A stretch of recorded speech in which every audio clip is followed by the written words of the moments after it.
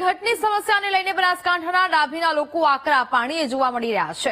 ગામની માધ્યમિક શાળા સતત ત્રીજા દિવસે બંધ રાખવામાં આવી છે। સ્કૂલમાં શિક્ષકોની ઘટ હોવાથી ગ્રામજનોએ શાળાની તાળાબંધી કરી હતી। ગ્રામજનોએ શાળા આગળ બેસીને ઉપવાસ આંદોલનની ચીમકી ઉચ્ચારી છે। શિક્ષકોની ભરતી નહીં થાય ત્યાં સુધી સ્કૂલને તાળાબંધી કરી દેવાઈ છે। શિક્ષણ મંત્રીએ પોતે લોકોને શિક્ષકની ઘટ પૂરી કરવા માટે ખાતરી આપી છે, છતાં પણ ગ્રામજનો ટસના મસ નથી થઈ રહ્યા। મહત્વનું છે કે ધોરણ 9 થી 12ના 200 વિદ્યાર્થીઓ વચ્ચે માત્ર એક જ શિક્ષક છે, જેની અસર બાળકોના ભણતર પર પડી રહી છે, જેને લઈને વાલીઓ હવે પોતાની માંગ પર મક્કમ છે। જો કે શિક્ષણ વિભાગે જિલ્લા ફેરની પ્રક્રિયા ચાલુ હોવાનું કારણ આપી બદલીના કેમ્પ બાદ શિક્ષકો આવી જશે તેવી ખાતરી આપી હતી, પરંતુ વાલીઓ હવે ચલાવી લેવાના મૂડમાં ન હોય તેવું દેખાઈ રહ્યું છે।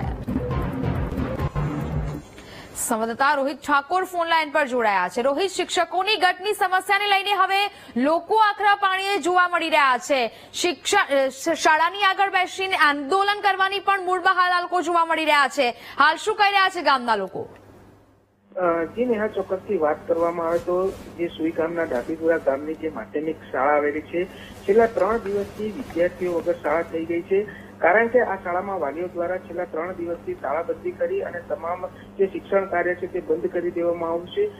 વાલીઓનું માનવું છે કે છેલ્લા ઘણા સમયથી 9 થી 12 ધોરણની શાળા છે, 200 જેટલા વિદ્યાર્થીઓ છે, પરંતુ માત્ર એક જ શિક્ષક હોવાના કારણે અહીં વિદ્યાર્થીઓ સારી રીતે અભ્યાસ લઈ શકતા નથી ને જેના કારણે તેની અસર વિદ્યાર્થીઓના શિક્ષણ પર જોવા મળી રહી છે।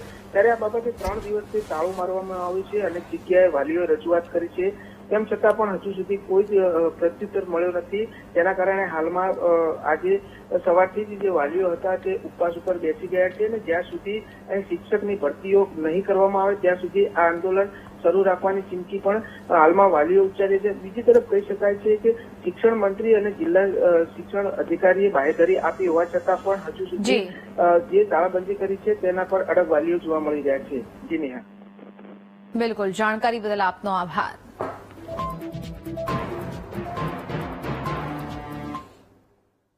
તો રાજ્યમાં